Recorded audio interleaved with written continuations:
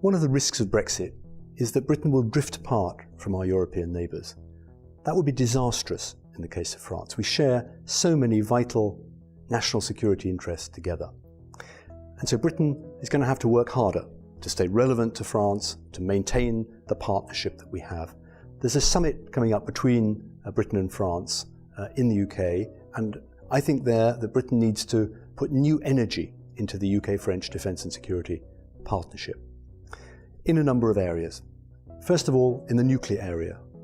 With the two European nuclear weapon powers, we need to be talking more together about the implications for our deterrence policy of the big strategic changes happening, more aggressive Russia, possibly a nuclear North Korea, and some doubts about President Trump's approach to NATO. We also need to maintain the momentum that we've generated over the last few years in defence equipment cooperation, in particular a flagship project between Dassault and BAE to build the next generation of unmanned air vehicle for the 2030s.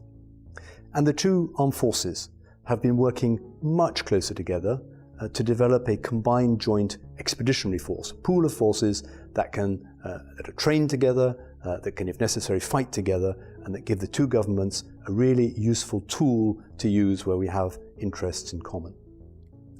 Beyond defence, we share a common threat from Islamist terrorism.